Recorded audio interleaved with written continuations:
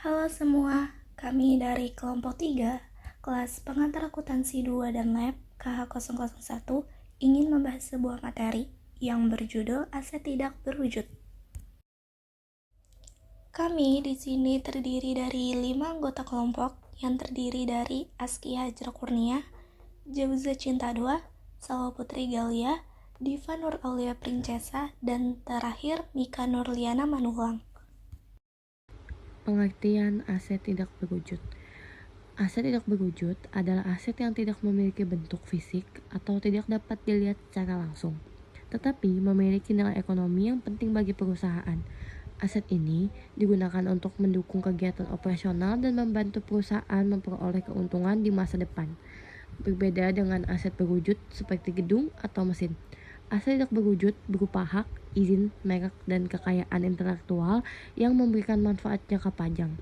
Meskipun tidak tampak secara fisik, aset tidak berwujud memiliki peran yang sangat penting dalam meningkatkan daya saing, nilai, dan perkembangan perusahaan. Karakteristik aset tidak berwujud, yaitu tidak mempunyai bentuk fisik, dapat memberikan manfaat ekonomi di masa depan, dimiliki atau dikuasai oleh perusahaan, nilainya dapat diukur dan dicatat dalam laporan keuangan, umumnya digunakan dalam jangka waktu yang panjang. Oke, di sini aku akan menjelaskan jenis-jenis aset tidak berwujud. Aset tidak berwujud terbagi menjadi dua, yaitu aset dengan umur terbatas dan dengan umur tidak terbatas. Ciri-ciri aset yang umur terbatas yaitu adalah hak paten, lisensi, hak cipta, dan franchise.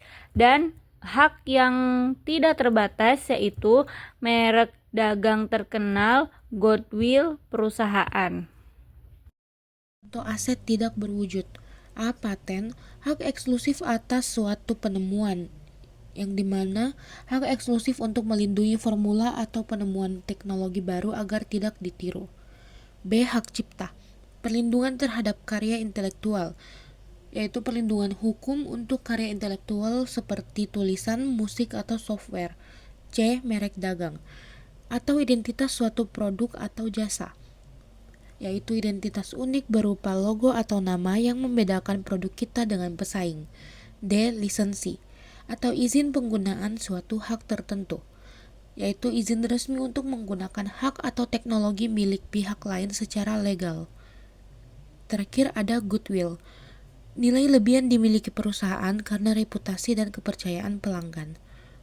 Meskipun tidak berwujud fisik, kelima aset ini memiliki nilai ekonomi yang sangat besar bagi bisnis. Selanjutnya ada cara perolehan aset tidak berwujud. Berikut beberapa cara perolehan aset tidak berwujud. Yang pertama itu diperoleh melalui hibah atau pemberian. Yang kedua dibeli dari pihak lain. Yang ketiga diperoleh dari proses merger atau akuisisi perusahaan. Yang keempat diciptakan atau dikembangkan sendiri oleh perusahaan. Yang kelima dan yang terakhir diperoleh melalui kerjasama bisnis. Oke, nextnya ada manfaat aset tidak berwujud.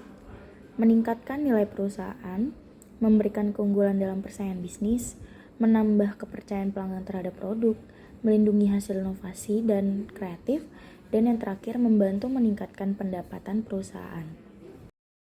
Selanjutnya ada kelebihan dan kekurangan aset tidak berwujud. Kelebihannya memberikan keuntungan, meningkatkan citra perusahaan, dan sulit ditiru oleh pesaing. Kekurangannya sulit menentukan nilai sebenarnya, menentukan biaya pemeliharaan dan perlindungan hukum, dan nilainya dapat menurun jika dikelola dengan baik. Oke, pada slide selanjutnya saya akan menjelaskan tentang perbedaan aset berwujud dan tidak berwujud. Aset berwujud memiliki ciri-ciri bentuk fisik, yang kedua dapat dilihat dan disentuh. Contoh pada aset berwujud yaitu gedung dan kendaraan. Nilai ini lebih mudah ditentukan.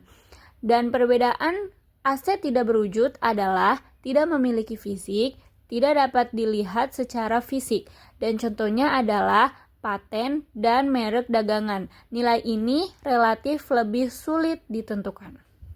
Kesimpulan dari materi kita pada hari ini adalah aset tidak berwujud merupakan aset yang tidak memiliki bentuk fisik namun memiliki nilai ekonomi.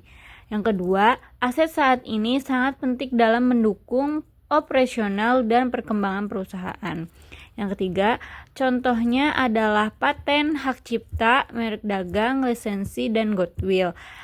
Pengelola aset tidak berwujud yang baik dapat meningkatkan daya asing dan nilai perusahaan. Sekian dari kelompok 3, kurang lebihnya mohon dimaafkan. Terima kasih.